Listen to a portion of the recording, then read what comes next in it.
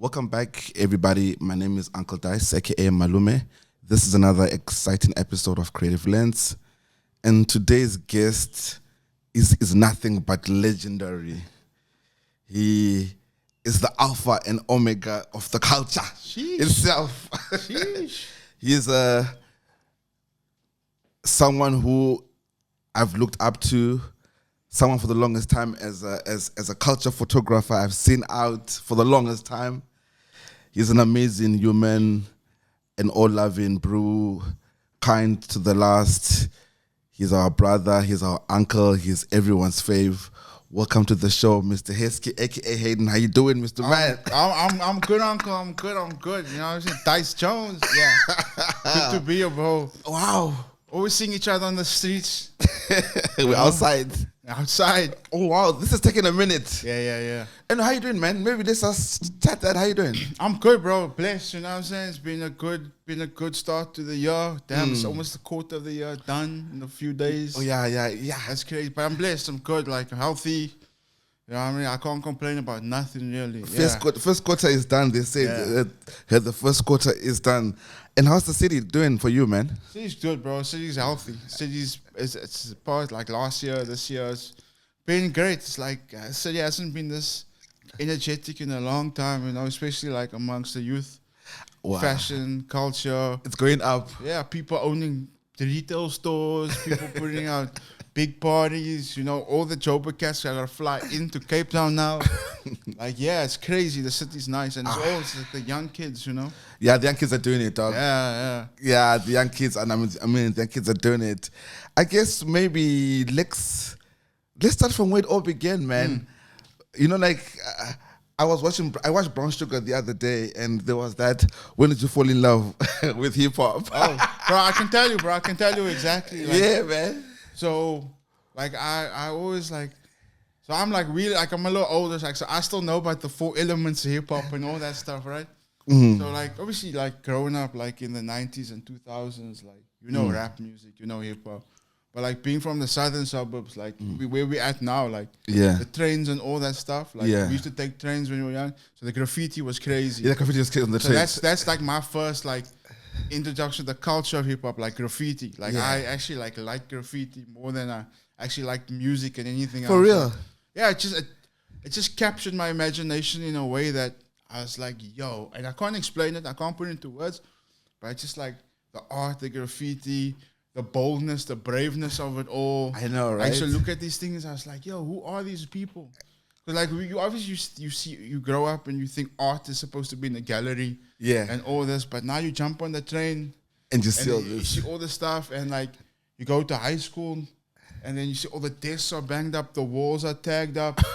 I used to live I'm from Grassy Park, so like they used to have like Battle of the Year there, like at the Grassy Park Civic Center in the library, so they if the whole walls they have graffiti battles there like once a year. Really? Yeah, legal, all municipality instead approved, all that stuff. That's right? crazy. Like all the big artists would come and they'd bang, and we just walk down the road and just watch them paint live, and I was like, this is nuts, you know? Does that still happen? Nah. Hey, you know, it's crazy how JP Smith killed that stuff. Yeah, man, it's crazy because all these cool elements, and considering the historical value that Cape Town has, prophets of the city, all that stuff, bro. You know, Black noise, all that. Black noise. When you start to think of all that, and you spoke of the 4 elements of hip hop, you know, I really love DJing. That was really my part, you know, and wow, man, this is actually dope, man. So maybe let's start from the beginning, man. How did everything start for you to be where you are today? Did you, at any point growing up, ever think that you'll be in this seat pushing culture the way you didn't are? know what, I mean, that's that when we were kids. There's no internet and that stuff, right? So I was like, my first love was like you said, hip hop, graffiti. Obviously football. Like I played football for a long time. My dad worked in football. So that was my love, like graffiti, football. And then as I got older, I started like getting into like fashion and stuff, and like I started taking notes of what people wearing. I was like, yo, I mean, I'd like to like design sneakers when I was older and make clothes and all that. Everybody has this wide eye. Nobody knows what it actually entails, but like that would be something cool when you grow up. I knew I never wanted to be like somebody that wore a suit every day. I never knew after school, like for me, I hated wearing uniform. So I was like, okay, cool. When it was time finishing school, like, what do you want to do with your life? I was like, maybe I should go work in advertising. And people laugh when I tell the story, but it's the truth. I wanted to work in advertising because you could wear sneakers to work, right? You watch like Issy Dingo and Generations, and they all worked in ad agencies, and they all dressed nice and they're cool. It's like, yeah, I want to do that. And then I did the research as creative. I was like, yeah, I was pretty creative at school. Like, really, like I had a smart mouth. I always had a funny answer. I was like, yeah, I can do that stuff. And then I went with sneakers, and eventually ended up working advertising for a long time. Digital advertising. So I went to varsity, which I was weird for me. I didn't like varsity, so I dropped out. It's not for everybody, eh? Yeah. It was weird. It was just a big change for me because like I went to color primary school, color high school. Now I went to like varsity college, and I'm the only color blue in the class. I'm like, what is this? Culture shock. I had no friends of other races, because you grew up growing up, you live in that little bubble. That's correct. It's like, nah, I can't take this anymore. Ended up, but I always wanted to go to ad school. My parents were like old school. They're like, no, you gotta get a degree first. Right? Once you get a degree, you can go there. So I was like, I dropped out of varsity college, finished my degree through UNISA.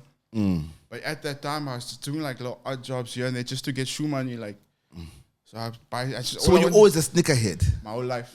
So do you remember Couldn't always afford it. Couldn't always. At school, like I used to get one pair a year, like if I behaved, because I was a little shit at school. So my parents like, okay, cool, you behave, buy some Jordans in the year. So so like when I started getting older, I used to do like admin clerk at a bank, like folding envelopes, all that stuff, getting money, bro. While I was finishing my degree, get paid weekly. Leave work early, go straight to Access Park, see what they got at the store, just spend all the money. Jordans, T-shirts. I used to figure out how to import like streetwear from overseas before they delivered here. Yeah. To figure out how to get it in. But it's crazy where you are now. Yeah, it's my whole life, bro. And then eventually from doing all those things, I eventually ended up doing a few ad campaigns for Nike. They heard about me. End up being like a not contract ambassador, but like a Nike ambassador for like 9 years. Wow. Yeah, first like non-athlete to do that in South Africa. Wow. Working did campaigns for them, and I ended up going to ad school, finishing up there AAA, doing a year. Finished my degree through UNISA, and then went to ad school. Yeah, 1 year. And then the kids, they put me onto stuff, bro. Because like I always had, like I would come with the new music, like I had I would get the links, like all the, like before Drake blew up, all the blog era rappers, Cuddy, all that, like before they blew up. So I'd bring it, I'd download it, I'd play it at school, at class. I said, yo, check, do you hear this? And the kids were like, yo, bro, why don't you start your own blog? I was like, huh? I can do that? They're like, yeah. Open the .blogspot for me. Open my Twitter account for me in class. I was like, yo, so you just post the links here. So what year is this? It says 2010, Woke Up, yo. What? This is like 14 years ago. Yeah. I'm 24, oldest kid in the class, but it's cool. And the white kids were putting me onto shit. But hey, bro, you come with the new clothes. You come, people's always asking you where you get the stuff. Blah blah blah. Why don't you just have your own space where you can host and people can go there and you can build it up over time. Put me on, bro. Shout out to the white kids at class, bro. And then they were like, yo, da. I still update the blog like once a year just for old time's sake, And who knew that you were blogging? Back then, bro. And then, like, I finished there, and then 2011, a friend of mine, like, we had met through the scene, cause like there was a little cool kid scene in like Kloof Street up there, A-Store, all those places. They all closed down now, but people would meet and all that. Like before, like social media, like there was Facebook and there was Twitter, no IG and all that stuff yet. And we'd meet, and then I'm pretty sure Paul Ward. Yes. So me and him, like we developed like quite a rapport over time. Okay. He's like, yo, let's start something together, like a little platform. So myself, Paul, and this girl, Nikki St. Bruce, she lives in LA now. We started a blog called Bitches Must Know. And people were like, what the hell? How do you call yourself this? It's like, and when they went to the site, they were like, it's nothing to do with women. Yes. We were shooting. It's just putting you on. We were shooting parties. I was posting the new sneakers. We were talking about fashion, all that. So it was quite like a lifestyle, entertainment, fashion blog, Cape Town, and it grew quite big. And so that's like before Casper blew up, we'd play his music. Ricky, because like we were cool, Ricky, I knew him through the Nike relationship, and they all worked at this place called Gallery on 4th in Melville. Yes. My looms, Old Boys in Parks. The Old Boys in Parks crew, So before they blew up, we were like really close. So we played my looms, Old Boys in Parks, my looms, Sanele, all that music first. And to this, like the people, they remember to this, they're like, I remember when you played us before we were famous. Wow. And people would come to the site for like music. Mashaya, all those cats, like, we play that stuff first, and we put out T-shirts, we'd sell out, merch, all that. And then from there, I got recruited to work at a digital agency. So I worked on, like, the Style portfolio. How was that? It was interesting. It's super crazy because I got recruited into the intern program. Yeah. And, like, I'll never forget this. My first day, it was a Friday, but one of the brands, I think it was Fish Eagle, when they were doing all that hip hop stuff with Pro Kid and all that. So they invited us to a party the night before. So we were partying with the brand manager the night before. And the next day I started my job.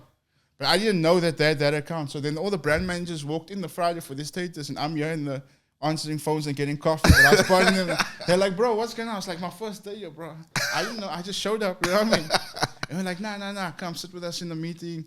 And I was like, yo, and it's like fast tracked me. So because I had like my outside influence and fast tracked me. Ended up being at the agency for 5 years. Wow. And also the cool part about it was because I was like, just like the social media guy, intern guy, I'd go to all the MTV club thrift parties around the country, be backstage. Yes. That's how I met a lot of the DJs and big artists that I know now. Because I was there, just persona non grata, nobody, just there, fly on the wall. Yes. Nobody notices me. I'm seeing everything. And so I learned a lot about like the underside of the game. Yes. Like how these girls move and all that. Because nobody knew me. I was like, but like a lot of some of the big names knew me because of the blog. They're like, yes. Oh, bitches must know. I just like, yeah. But you just notice things and you see and you learn artist etiquette and how backstage. Yeah, that's how you learn that. So you don't fumble when it's your time. Yes. That was the best thing that happened to me. Like, just there, nobody notices. You see etiquette, this is how you approach, this is... And that's quite important that you're saying that, what you're saying. Yeah. Very, very, very important. Yeah. Wow. And so you spend the time at the agency, and then where do you go to from there after the 5 years? So after 5 years, I went to a company called Pernod Ricard, Jamison. I worked on Jamison, Ballantyne's, Homemaker. So we did like the first boiler rooms, Ballantyne's boiler rooms, the Jamison film clubs, all that's on the brand marketing team. I was there for like exactly a year almost, and then PUMA called me. They're like, listen, bro, the guy who had your job now is moving to the head office. You want to come in, we know you're a Nike boy, whatever. And then they just broke it down to me like, this is where we're going, this is the new energy. So how's been the journey now that you're at PUMA? Now it's 8 years in June, bro. It's crazy. No, 8 man, years. But 8 years, King. Your approach to things has been really so refreshing. Thank you, bro.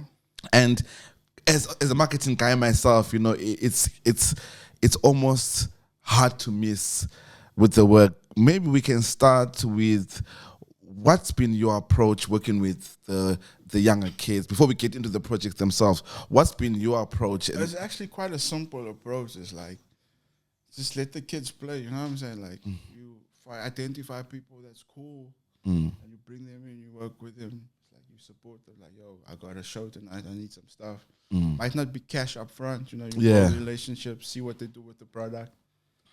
Okay, you're cool. Here's some shoes, here's some outfit, you know what I mean? Wear it on stage.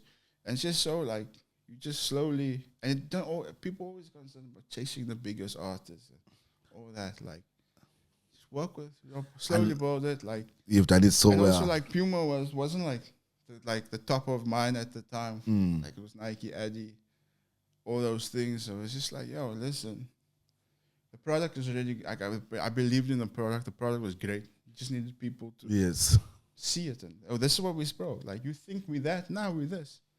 Yeah, take this. Here's a pair of shoes. If you just take it. If you don't like it, put it on. If you don't like it, it's fine. It's fine. Yeah. If you like it, come call me again. Drug dealer style. Like, first hits free. But that's been the approach, though. Exactly, bro. And you just gotta you can't. It's like I think Dapper Dan said it with culture. Like, you can't be in it if you're not of it. Do you know what I'm saying? Like, you have to be at the parties. You have to be in the trenches. Like, you have to see it. You can't, like, a lot of people, especially with the culture stuff, it's not in the spreadsheet. It's not in the data. Agency can't tell you this. No, You have to be there. You have to be outside. You have to see what people are reacting to. You have to. You guys, Travis Scott's popular. Let's find the South African. No, it doesn't work like that. No. There's a lot of things that make up culture, Like if you go to the club and all the party girls are in some Puma suedes, that's cool. Do you know what I mean? Like, that's cute. Maybe I should get up here. It's not always about how it's how other people speak about you. Try and like get people to understand the brand, like the product, and let the rest take. Wow. Because I must say that I don't just get into your head a little bit. Your approach to First Thursday has been phenomenal, and as someone who's been documenting a lot of the events, especially the Puma events, the ones in the city. What has been that sort of like approach? How have you attacked that? As much as it looks very obvious when you get there, but your approach, it's almost you've taken time to build something that has grown immensely over time. It's really not complex. Like, and it's a shout out because we have an agency that runs that does the logistics, and the retail team. Our retail team really looks after it, but it's like, look, it's First Thursday. We got a beautiful store. Let's just put some vibes. 6 to 9, some drinks. Come check the product, hang out, catch a vibe, and go on to the next spot. Sometimes you just gotta simplify things. Now you have, and it's just like, yo, don't get too clever with things. Like, I suppose, like as agency people and creatives and brand managers, you always try and be clever. Oh yeah. Yo, just sometimes people just want to catch a vibe. You bring out a DJ that they might not see. Bring out Maglera. Yes. You come to the store. You don't know who you might see. You might see Z. You might see Maglera. You might see Stunner. You have a drink, catch a photo. You don't know. You might see nobody, but you don't know. So you might come. So you're gonna come. You don't know who's gonna be there. So you have to be there. I know, man. The First Thursdays initiative has been groundbreaking. I mean, you spoke about Mahrela, like Doughboy. How's that relationship like? It's my brother, bro. That's the GOAT. Like, just that kid is like different, bro. Like, no, he is different. Like, the fact that ASAP phoned him, saw him, was like, yo, I need this bro in my campaign. Wow. I remember I was must be like 2:00 on a Friday morning, at the night, like outside. Text from the US team. Don't ask me why I was up and functioning. It's like, yo, Hayden, ASAP really wants Maglera in his new Puma campaign. Can you get them? I was like, we'll pay for everything, but we just need to connect the dots. I was like, yo, send them a text thinking they sleeping, but obviously rapper hours. Yes. They're like, this is 9 a.m. in the morning for them. Like, yo, we down. We got a visa, let's go. I was like, yo, they down, they got a visa, let's go. And within like 24 hours, they got the tickets and they were on the plane. Wow.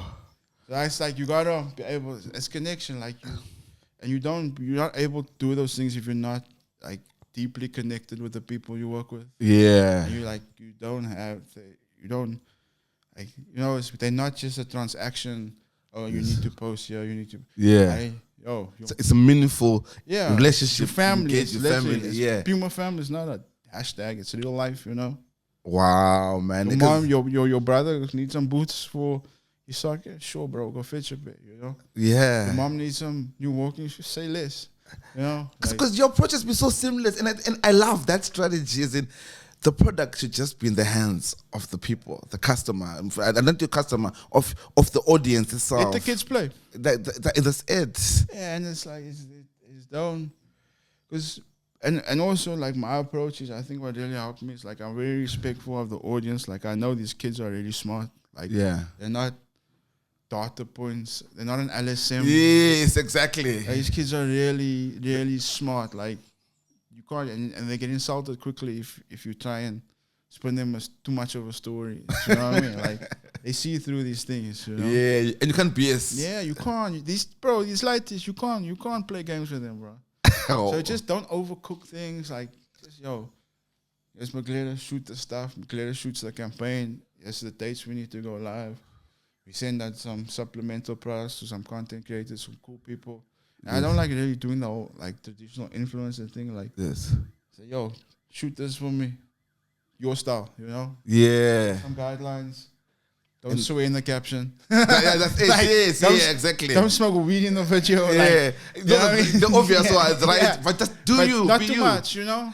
Oh, man. And for me, last year, and your collaboration with Hartley, I think, that event, your treatment, your visual identity, just speak more on that, man, because that's always been strong. There's one thing I can say at your events, at the PUMA event, the branding is super, super strong. Yeah, well, it's like we trust the people we work with. You know, we really like throw our own PUMA events. Usually we partner either with Edition, or with Shelf Life, or with a retail partner, or like, we just be like, we see your vibe, we trust you. You guys play. We just need these things checked off. Other than that, it's yours. You know, here's the money. You know, like, obviously we have to manage it and make sure, like, everything is handled professionally and things are met and deliverables are met. But other than that, it's like, you gotta trust people you work with. You know, that's it. Like, and we also take the approach that, like, we are coming into you, we're guests in your world, you know? Like, we come to you because you have things that our money can't buy. No matter how much budget we have, money can't buy certain things, right? You can't buy community. You can't buy community. You can't buy trust. You can't buy. I know the authenticity word, but it is what it is. You know, but you can't buy that. You can't buy that. You can't produce that. You can't put that. You know, there's no amount of social media posts or tweets or whatever, you know, or TVC, whatever, that can buy that, especially in the modern era, especially with how, like we spoke, the kids are really smart now. Yeah. So you just got to go and you got to trust and you got to communicate effectively with your partners. Yeah. And say, this is what we need from you. This is why we're coming to you. Yeah. You have this that we don't have. Cool. We have this that you don't have. Let's meet each other halfway. You know? Wow, man. That's crazy. The Broke Boys. Yeah. The campaign, that campaign is super, super huge.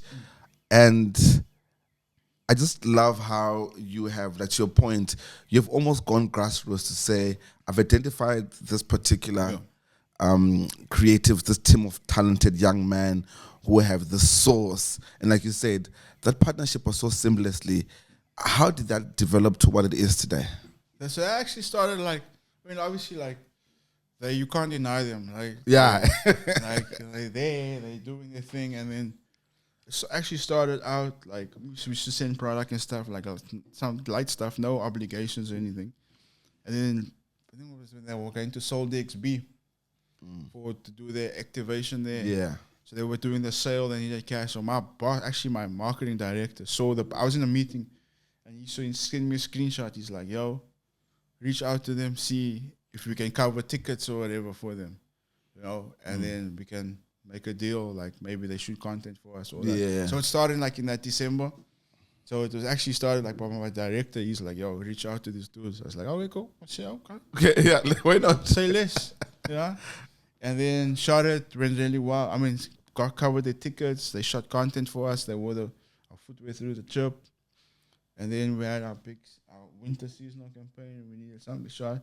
Got the direction from Global. We're like, the regional direction was like runs in the family. Like, cool. Oh, there we go. Say less.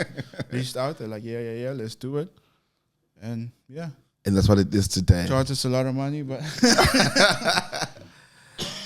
but that's your love for you working, like you say, the fact that you're on the ground, the fact you're part of the pulse, and you're working with the Broke Boys in this project. It's just, for me, it really reinforces how you see things, and it really makes you guys stand out. I was one of them, bro. You know what I'm saying? Like when I was that age, I was like them. Yeah. You know, and like myself, like that Boys in Box era. Yeah. That means so now we are in the positions, you know, we can make a difference. Where the brand, when we were trying to get the attention of the brand managers, we now the brand managers. Yeah. You know what I'm saying? So, and I understand the struggles, I understand what they need, and what resources I have can help some of that shortcomings, you know. And that's man, and shout out to you, man. Like, I don't want to tell you, like, that has been really the differentiator. The fact is, you know, Cape Town is Puma City. Like literally. You go to Joburg, bro. It's outside there, bro. Crazy. Yeah. Man, you guys have really. It almost feels like it was well curated and planned over time. It's a vision, you know.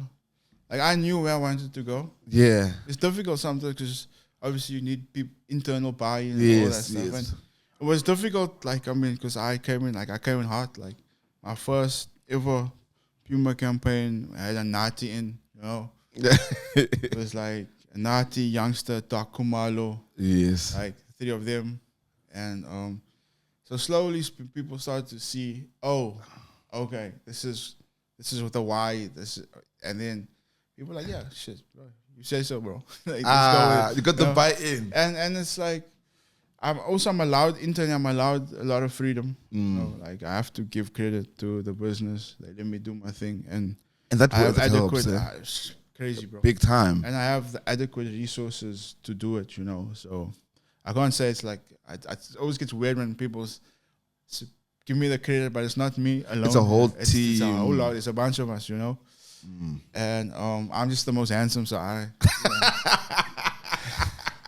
Oh man, it's a whole team, you know. I handle the talent and the artists and the vision and all that, and then we have there's a commercial team that makes sure the content and the faces get used in the sports scenes and the shelf lives and the PUMA stores, and there's a social team and a PR team that makes sure that the content gets distributed in the right places and gets the most value for the money.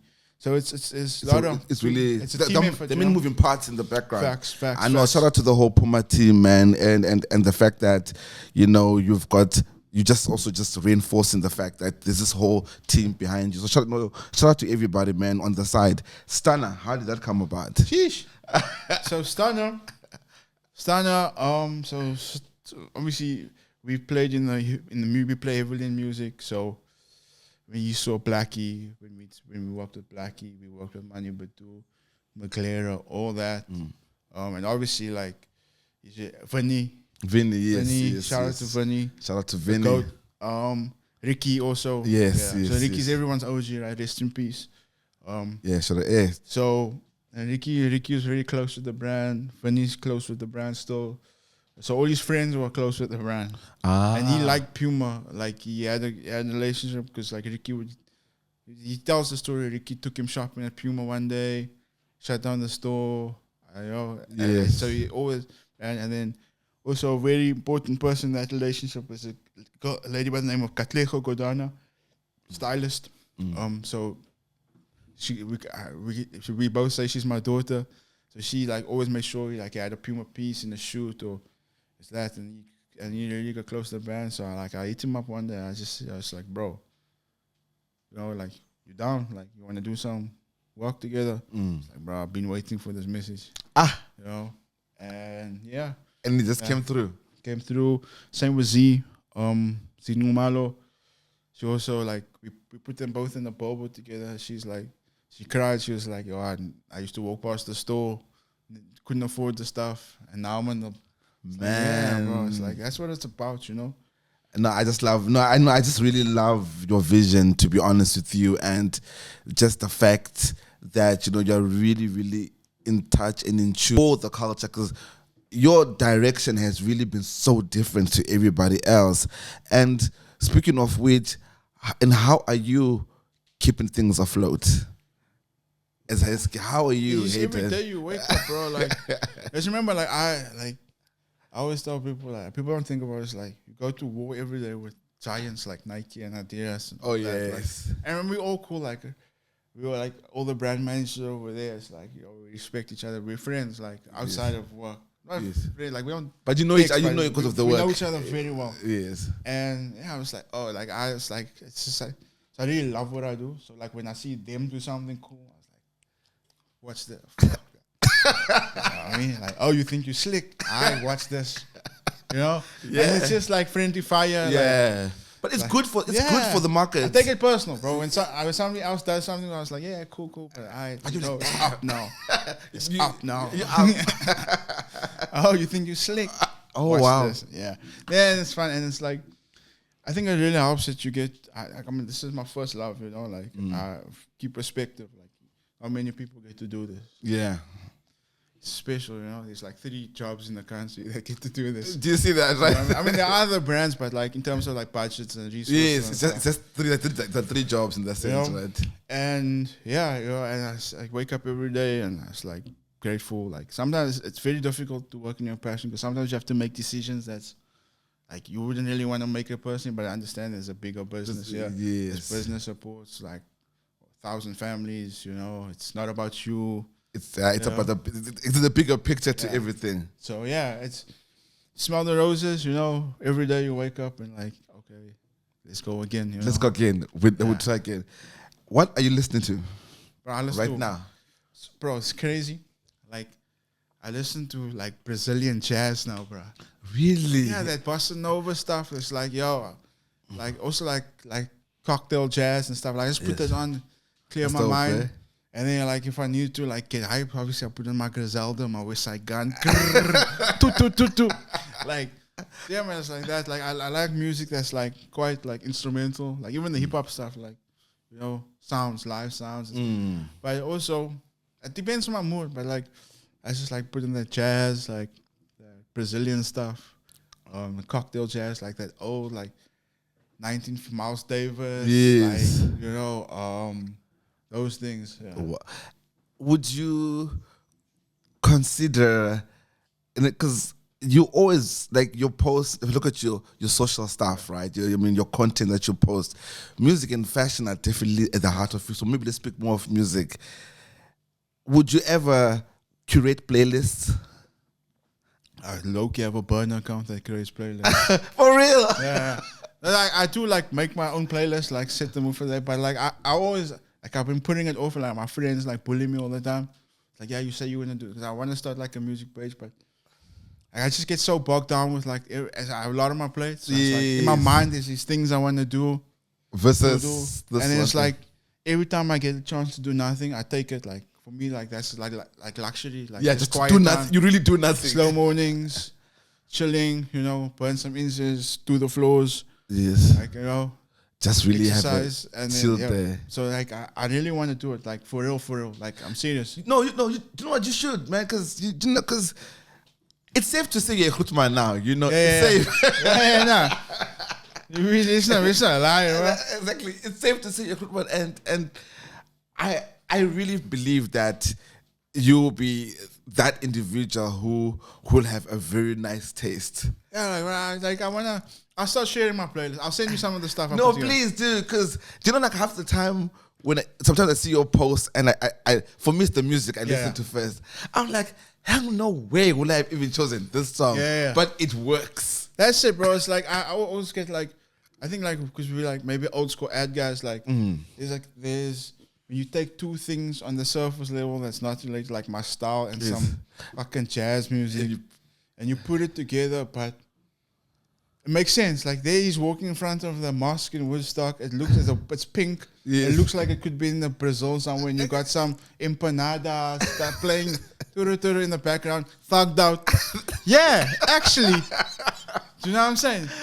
I don't know how, but it does make sense. Make sense, right? The abstract, like I'm big on like the abstract stuff. Like people look at it and putting it together themselves. Like the caption is abstract. the location is random, the music's from obscure, and when you lay it all together, it's like, works. Actually, this is supposed to work this way.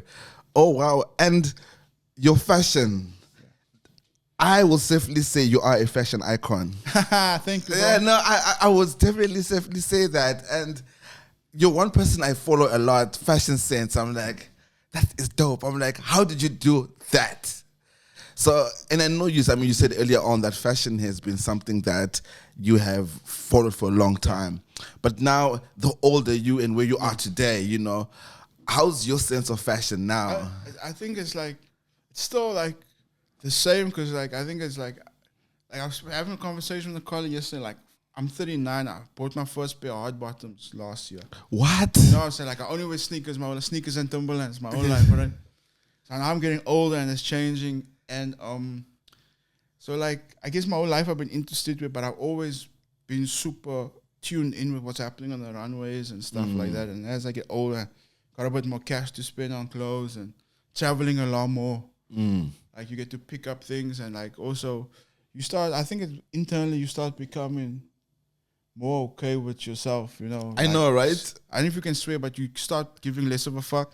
You do? Like also, and so my whole life, like, if you look at pictures when I'm young, like you look at my social posts, I know what's happening on the runways, all that. But if you look at my actual image posts, it's always snapbacks, Supreme, streetwear, shorts, denim, Jordans, Pumas, Air Maxes, like super streetwear, because that's my first love. Yeah. Right?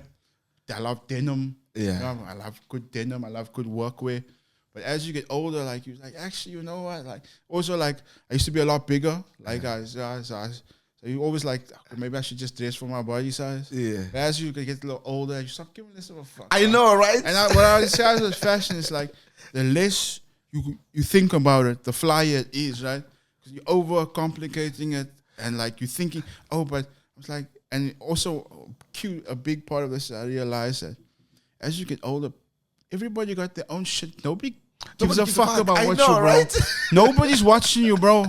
I know, right? Nobody's watching at you. If your fit look bad, they're not gonna say anything. Your fit looks nice, they'll say nice fit. Yes, that's it. People got kids, people got buns, people. There's so much going on. Nobody cares that your shirt don't match your shoes, bro. I know. And also, like, you wear the clothes don't wear you. You know what I mean? It starts confidence, bro. Like, you can make something mid because of how you piece it together. Like, three of us can have the same t-shirt, same jeans, same shoes, but rock it different. And we look on three completely different things based on the energy and the aura, right? So I realized, you know what? Nobody cares, bro. Yeah. Nobody cares. Wear the shit. And that's it, right? Go wear this thing, my boy.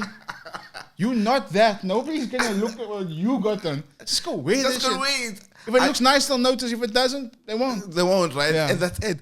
Wow, man. And it's crazy because I'm 43 this year. And you know, it's almost like you went into my mind and you said exactly what I was thinking. Like, there's so much other shit going on. People have real problems. Real problems. You are not that guy. They're not thinking of you, bro. They're not. Oh, man. Yeah. And how is it in this at the age you are now? What do you do to chill? I know you said exercise. Okay. I'm that guy now. Like, never thought I'd be this guy. You know, exercise. I chill out. Like, I watch. Like, I love YouTube. Like YouTube rabbit holes. Like, I always say, like, what do you watch on YouTube? I just give them an example. Like, I'll watch like you know, I don't know if you know that Netflix series, Chef's Table. Yes. There was this one restaurant in there called the White Rabbit in Moscow, right? Yeah. So I just Googled, like, there was a chance I was gonna go to Moscow at some point. So I Googled like high-end restaurants. I like tasting the food of the place. Yes. And then like 2 hours later, you know, you just click on the side, and now I'm in like YouTube is a Siberian prisons. Like, like I just go like down this rabbit hole, bro, and just like let it play. I'm the same. And I'm like, oh shit. I'm the same. I like to know stuff. Bro. Like, yeah, I like to really know stuff, and I like to. There's a program called How They Made It. Oof. Yeah, it's great, eh? I know, right? And once I get started there, and what I also realized, these as much as a rabbit hole, I've also seen there are always great Kickstarters in conversations, especially when you're in boardrooms. Yes. Especially when you're in the space where how do you really general knowledge? Yeah, that's it. Yeah. That's really it. I recall one time a friend's air fryer stopped working. And were we not on YouTube? And we figured it out. Bro. And we figured it out on YouTube. But it's crazy, bro. And he was like, but you think, but that's American, they wouldn't have this. And you click, no, it's the exact same thing. It's exactly this. You know, like my washing machine tends to get stuck. So I also have another, and I'll be busy, like, I'll be Googling that, go from ChatGTP to YouTube, and I'm busy watching this video of this lady with the same washing machine. Yeah. I'm like, okay, what does she do? Okay, she then taps it. I come back, go to my washing machine, switch it off for a few minutes, and tap it, and guess what? It works. It's crazy, bro. Like, I love that stuff. Like, the people do it with TikTok. I'm only a TikTok guy, but it's like, yeah, bro, I was sold on TikTok. That's crazy. But people, and they're able to summarize something in this short format videos. And that's a sign of intellect, you know? That's it. And I'm like, wow, even like food recipes. I know, how do you make it in 15 seconds? And it's landing. Cut onions, do this. Yeah. And you know what's actually crazy also is that a lot of the guests I've had on the show, you know, we have a lot of directors, VFX guys who come through, and the bulk of them all land on YouTube. I actually think 90%, if not even everyone that has come to the show, that's in that creative space, the one thing that they keep saying is YouTube. YouTube, bro. YouTube. And it's like, even like with what I do is like, not necessarily technical, how to do stuff, but like, you find artists that's like, yo, I never heard of this kid, but there's like 5 million views. That's it. 6 million views. That's it. Then you check, okay, go ask one of the local kids, like, do you know, have you heard it? Like, bro, are you crazy? That's lit. That's it. I know, right? And then you're like, oh, okay. Then you start realizing that like mainstream is not always the way. It's not, oh yeah. Like, especially more than like niche pockets of energy. Yeah. Like you find magic there, you know? There is, funny enough, I wanted to clean my sneakers a while back. I think it was COVID time. I found myself on sneaker YouTube. And my life has not been the same ever since I found that out. I was like, this is what people are doing. But to your point, I always think that as a marketing, with my marketing cap on, I love those communities. And I always feel like brands always miss out on, like you said, on the non-mainstream side. But this guy has 5 million views on just how to wash his sneakers. Yeah. And that's all he does is just, he only washes sneakers. And also like with us, like when we do these weird collabs, like with obscure brands, and maybe I yell for the first time when Global's pitching. I ask the kids, like, do you know this? They're like, bro, how do you not know that? What? And sometimes I feel the same. Everyone is put on. You feel like you're the one who's left behind. Yeah. Yeah, it's crazy, bro. Like with the dissemination of information and bro, and now kids, like, you don't have to wait for information anymore. Like, it's there. At the same time the kids in Asia, Europe, and America have it, kids in Africa get it, like, you know, with the internet and the blogs and the Icelandic and all these things. And it's just connected. Yeah. And then how are you finding that part, speaking of just coming back to Cape Town, how are you finding creatives within the city? Do you feel there's a rise of a new kind of creative? Yeah, for sure. There's a lot of, I think these kids are really, they believe in themselves, which is super cool. I don't think my generation, we always doubted ourselves. Like, nah, nobody likes status. Like, I don't give a fuck. I like this. I'm going to put it out, you know? And you just find people, like, just doing cool stuff, bro. And it's like, yo, I can't even keep up anymore. It's like, you feel guilt. It's like, yo, I want to give you all stuff, but I can't, you know? Yeah, that's it. Yeah, and it's just, you gotta find, you gotta tap in. And, like, I have, like, this network, like, always the broke boys, everybody. Yeah, everyone's is doing something. Everybody's tapped in. So, like, the boys will be like, or someone will be like, yo, bro, check this person out. I think it'd be great. Or, I have this friend shooting this video. They need something. They don't really have budget. Check them out if you like them. Maybe send them if they can get like an outfit or two. And I check this shit. I'm like, yo, this is cool. Like I always say, like the example of like when we said we had money but due for a year as a contract ambassador. She was working at I was at Sumo one night with youngsters, like 20 before COVID, and he was there and he was performing, and he gave a mic to this girl. She was working you know, at the bar. It's like, yo, come perform your song, and she performed the song. I was like, what? For real? And I was like, yo, we gotta work, you know. She got something out right now. Yeah. She's lit. You know, because I did see some. She's got some cool elements. No, she's always been cool, or art-wise, you know. It's crazy, and I feel so bad because now, like, I'm being put on now, and like I'm also. But you think before COVID, she was dropping bars. Bro, like this song you must check it out. Like it's called All My Friends. She dropped it back in 2019. Wow. 2018, 2019. I was like, damn. It was hard. Yeah. It's like, yeah. How you making this high quality music? Like nobody, you know, you're not even like your name's not out. It's not just putting it, building it. Just putting the work in. Yeah, because I did see she was the freestyle on top of a roof or something, but her style and her sense was cool. Just polarizing. Yeah, it's like even like with like Maglero, like also. He was buzzing. He had like the stuff with 25K and all that. Yes. It's like, nah, this kid's a star. Let me just lock it in now.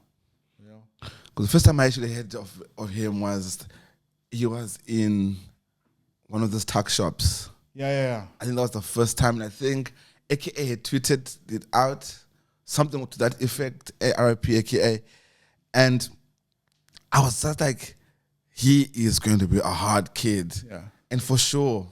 And I think with him, he's like, he's super intelligent. Oh, no, he is. No, he is. Like, he's not, like, he's a very, very smart. He's woke. Kid. For lack of a better word, he's really glued up. Yeah, and he knows where he wants, and he has an idea, and he's full grasp of who he is, where he's from, and where he wants to go. And, yeah, man, he's onwards and upwards, you know. Man, that's because even my few encounters with him, it's just been that. It's just been deep talk. It's like, oh, okay, snap. Yeah. We're having this conversation over here right now. Super intelligent. Yeah. Oh, wow, man. And speaking of which, do you have siblings? Yeah, I got a younger sister. Really? Yeah. And what's the relationship like with your sister? Excuse me? What's the relationship like with her? Great. We're 7 years apart. But yeah, we're almost like the same person. Like, we're both like Capricorns. Oh. So, yeah, we close. Like, we don't even speak words much, but it's like you guys are connected. Yeah. Okay. Yeah. And is she a sneakerhead too? Yeah. Is she fashion? Yeah. But she's like, so she's not very. She doesn't like social media and stuff, right? It's always interesting. Yeah. But like she always been with the shits like since a baby. You know? So yeah, always had fly shit. Like always, like before. Like she had Jordans, like before, like the Jordans got popular, the Jordan 4s, like all that stuff. Yeah. And it's always those quiet ones, right? Always those. I don't like social media, but they're always on. Like there's a lot of people in Cape Town. Like my favorite sneakerheads, don't even really fuck with social media like that. It's crazy. They just do it for the love of the game. Like people ask me like, who do you think you're tough for? And I'll give them names. Like we don't know. Like, they don't want you to know them. You know what I mean? Like. It's crazy because in my circle of friends, I'm the social media person. Yeah. I'm the social media person.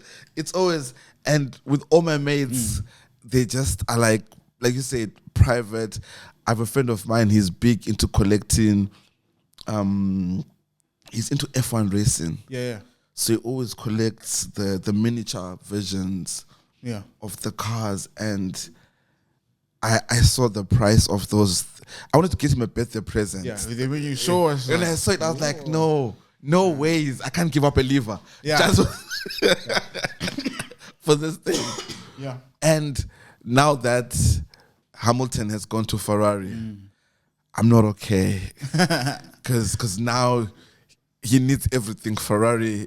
He needs everything Ferrari based, and I was just like, well, at least PUMA is with Ferrari. Hey. At least some stickers, right? You might know a guy. I might know that guy. Because it's crazy how I would never hear him. What's the name of the red shoe, the popular one? Speed Cat. The Speed Cat. So there's that the F1 Speed Cat. Yeah. I kid you not, almost like 3 weeks back, we just randomly just chatting. We with this catch up session we always do. And it's like, I'm thinking of getting a sneaker. What do you think of this sneaker? So I'm like, okay, show me with the sneaker. And it shows me a Speed Cat. And I'm like, how do you know a Speed Cat? Yeah. Right? And you was just set up. Well, now that Lewis is with Ferrari, I have to get everything. Yeah. And it's crazy, just how everything's connected. How everything is so connected. How someone's entry point to something is so different from yours, and it's the same thing. And the same thing. Just that's it. And he's been going, and suddenly he's telling me, "Yo, did you know the Brock Boys were?" Because he knew the Brock Boys from me, right? Yeah. He's not saying, "Man, did you know that the Brock Boys did a campaign for Puma?" He's telling me now, and I'm just like, wow. And you just gotta let them talk. Bro. I was like, oh, yeah. Like, damn, that's crazy, bro. And my mate, like, he's not, he's like, he's an IT hardware. Yeah. He won't even know. Okay, Kid Cudi, I'll even be lying and say he knows Kid Cudi kind of vibe, but he's not tapped in like that, right? And the way he now knows everything about Puma now, and I was just like, he even knows the colorway jerseys, the difference between the seasons, and he's putting me on like, so make sure that if you get me a present, bestie, make sure you get this T-shirt here. Like, he's telling me which one to get. I was like, okay. Yeah. It's crazy, bro. Speaking of the Speed Cat, how's the performance of that shoe? I mean, great, how is bro. that? How has it been received in the market? So globally, they're saying it's the shoe of the year. It's the it shoe right now. Europe, it goes in and it comes out. Asia, it's massive. So Asia, so the momentum started in like Korea and China and Japan, like end of 23. And it just went crazy. So Europe, it was crazy. It was like Samba and Speed Cat. Flip. And, it's going well. I mean, obviously we launched it with Z and we launched it with Stunner. Yes. December. So it's going well. It's crazy. Because I even saw the Balenciaga collab, and I was just like, that's how I know that the shoes made it now. Like. Man, I mean, when it starts makes it to those fashion meme pages. I know, like throwing fits, and it's like, okay, we up. Like whenever one of my shoes gets memed, like my friends will say it to me and be like, yo, congratulations, you here now. To your point, it's quite crazy how the touch points are for others. Yeah. Wow, because it's now that you've said it, it's been the Speed Cat and this has been their season. And low profile trend. So you're moving away from there's still chunky shoes. Like our Suede XL sneaker still does crazy numbers. I think Eddie's got like the campus, all that, and the Nike Air Force Dunks or Air Force Ones still going crazy, and like Shocks and all that stuff. So, but it's like this low profile trend now. Yeah, like you'll start seeing like ballerina. Yes. Shoes. Oh yes. That's coming. I've seen that trend. You got the Speed Cat ballerina coming. Yeah, it's crazy. I just always ask myself, what would that look like in size 12? A Speed Cat? It shouldn't exist in size 12. Bro. Isn't it? Oh, the Speed Cat. I thought you mean the Speed Cat ballerina. No. I'm just the Speed Cat. I'll send you a pair. Yeah, how would that look? You see, you think it's clever. Think it's clever. You know, here's the thing, because think he's slick. Look. Okay. No, pause. But before my stiffness, you know, like when you're a big shoe person, I always. Like, and this is one of the reasons why I never wanted to get a Samba. Yeah. Is that it's like I've always thought it looks the bigger the size, some shoes are nice in size 6. Yeah. And I like to look at them in size 6. Like there is a Puma that's the ladies, I don't know what it's called, but it's almost got like a platform almost. But I know the ladies like that shoe quite a bit. The maze. Every time I see the shoe, the first question I ask myself is, I don't want to see this in a bigger size. It will look like a brick or like a bar. Because with big feet, I always look at it and I'm like, nah, I don't think this one is going to work with this particular size. I know, but then shout out to you, man. And shout out to the work. Shout out to the direction king. And the work that you and the team over there at Puma have been cooking and putting together and the moves you guys have been making, man. I just want to give you your flowers, King, and really say to you, to the whole PUMA team, to everyone that's involved in the direction, I have to give you your flowers. Thank you, bro. Like I sit in meetings with other sneaker brands, and the point of reference is PUMA. Sick. And it's always, for me, it feels so good when I see a mood board. Yeah.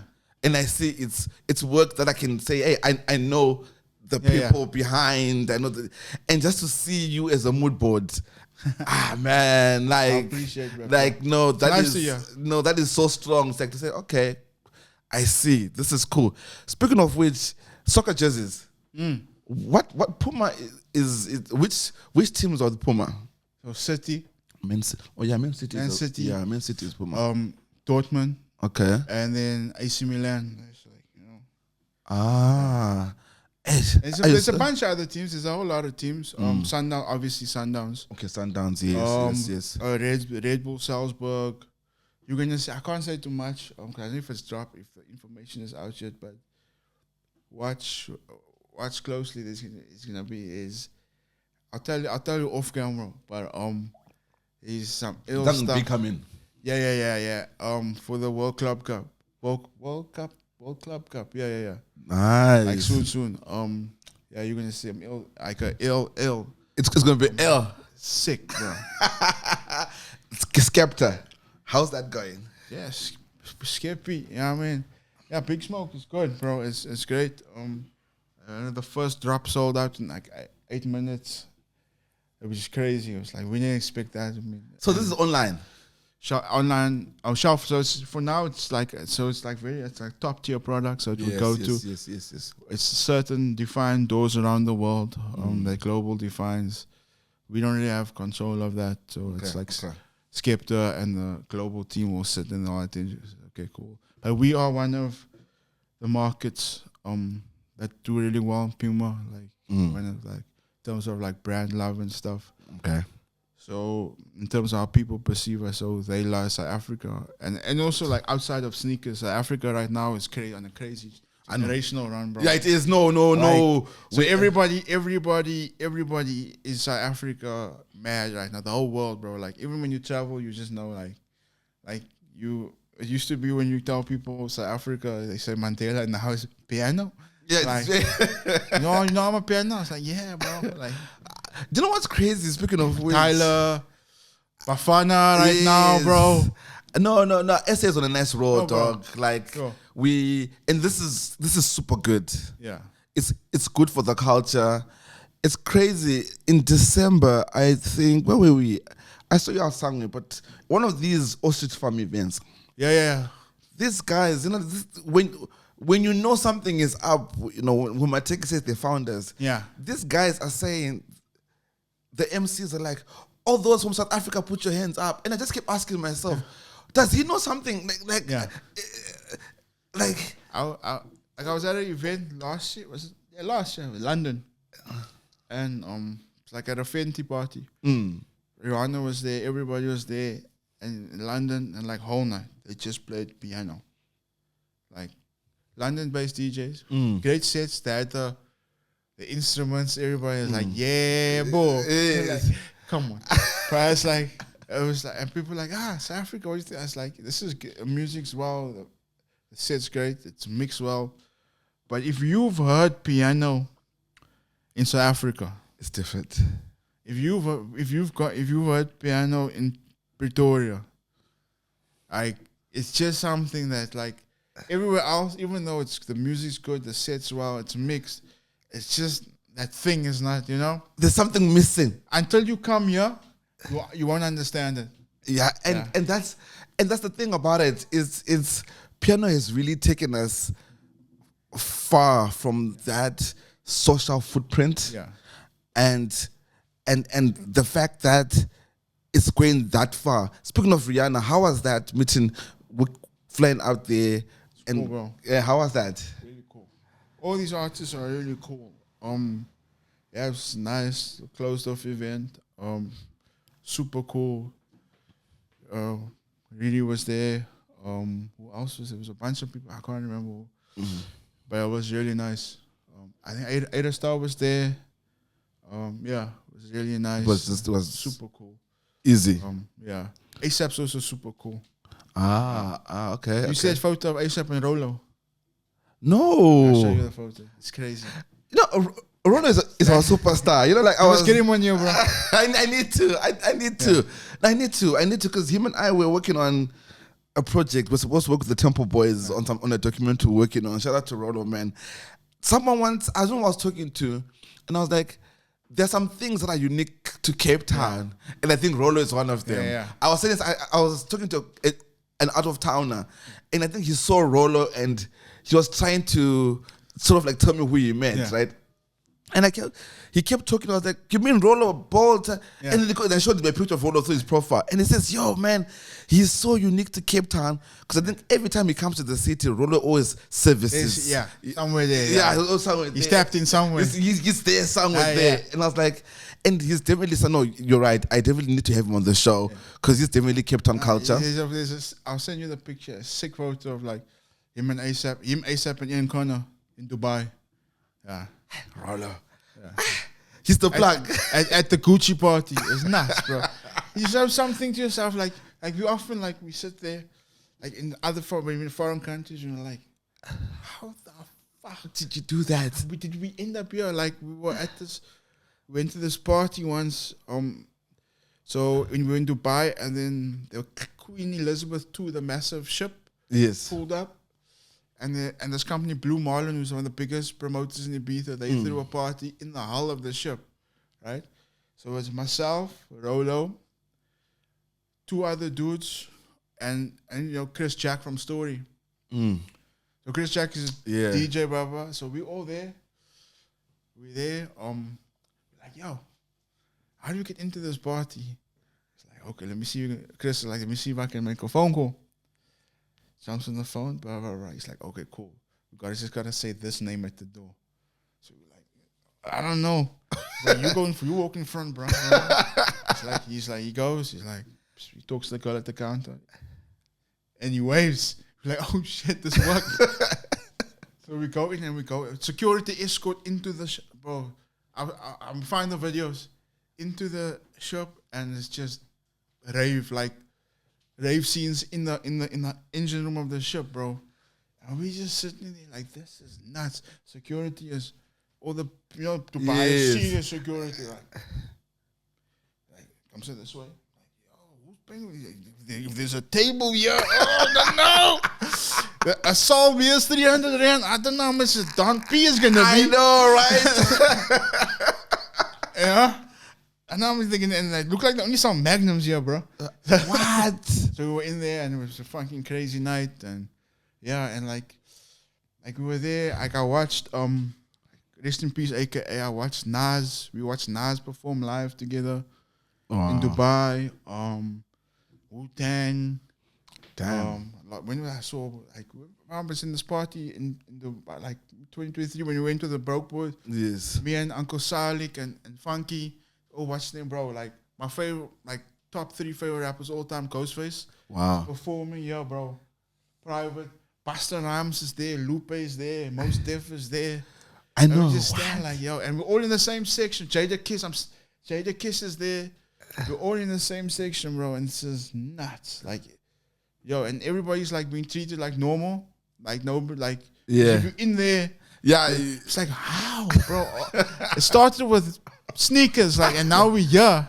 But it also just reinforces, you know, like living beyond the dream, and that's, for me, it's something that the kids need to also listen to, dog. Is the fact that, like you said, he started out with sneakers. Yeah, he's into the sneakers and like graffitis on trains and stuff, and now you're sitting in the spots with Jada Kiss. Like when it was like 2013, I went to Berlin on my first international trip. Like I was like 27. I went to Joburg in a plane for the first time when I was 25, bro. Like, you know, and now it's like, I said, like, bro, if it's never too late, you know? It's never too late. And there, bro, Nigo was there, Pharrell was there. That's the first time I got starstruck in my life. And I said, never again. Because Nigo's Yeah, nigga. My guy. And I never got a picture because I was a bitch. You know what I mean? So I was like, yeah, okay. If ever in my life I see somebody that I want a picture with, I'm gonna get that picture. No, you should. No, Fuck definitely. that. I'm getting it, bro. I know you should. I mean, like Hiroshi Fujiwara, all that stuff, bro. I was like, nah. Even if I have to bully you and you never want to speak to me again, it's fine. You will stand here in this flick, my boy. You will stand here. Do you collect vinyl? No, I want to know. You struck me as a vinyl collector. I got vinyl. Yeah. Like Sade and all that stuff. Yeah. It's like, but like, yeah, it's like I collect. It's this thing. So one of my other low-key, like not loves, but like what I'm into is like anime and stuff. Yeah. So there's this anime called Gundam. So I collect. So they have built this whole industry of figurines. Yes. Self-building. Yes. So I collect that. So I'll spend like, I'll buy like Gunpla. Yes. And it's like a whole 3-hour thing with just like building. We all live our vices, right? Yeah. Yo, what? I think my vice is cameras. Expensive. Yeah. So you know you're rich, man. Yeah, I know. And not the big ass, not those. Not big the ones. normal ones. Not the normal ones. I like the little collectors ones. Okay. Those the ones I can put in my pocket. Yeah. Like those little, yeah. Yeah, that's got you. That's the kind of stuff that I in. But you again, like I said, yeah, it's not. It costs a liver. It does, bro. No, King. Just before we go, what would you like to leave us with? I don't know, bro.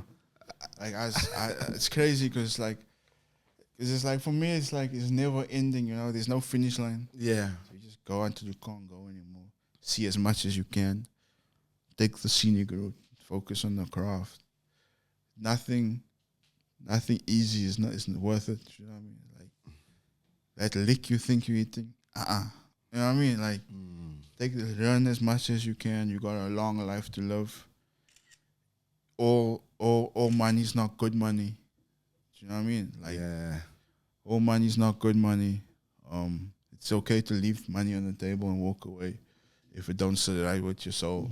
Wow, that's deep. Like I know it's like, and especially when you're young and you're hungry, it's like it's difficult to do that. But have a vision, know where you want to go, and just figure it out. You know, because I always say like take the scenic route because at some point you're gonna have to take a few steps back. And if you take the quick route, once you lost, now you don't know the routes, you don't know the side roads. Yes. You have to get back to where you need to be. Go, yeah. You know, so like, yeah, because I mean, and also like.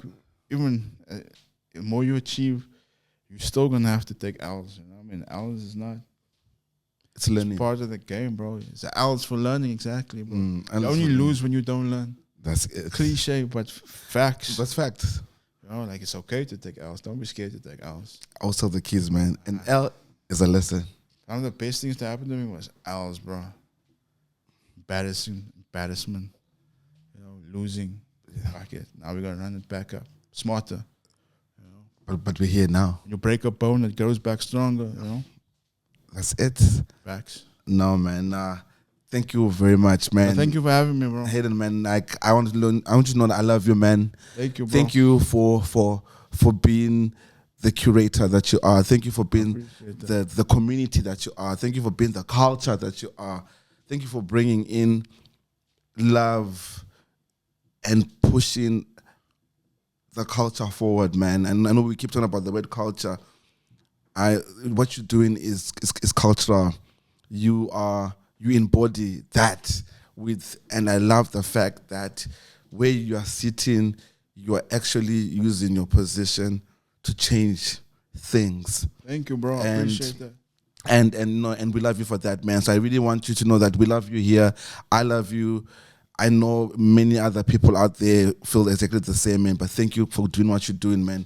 Thank you for putting yourself on the line for the game, for the culture, and you really embody everything that we need outside, man. Thank you, bro. So thank you for coming to the show.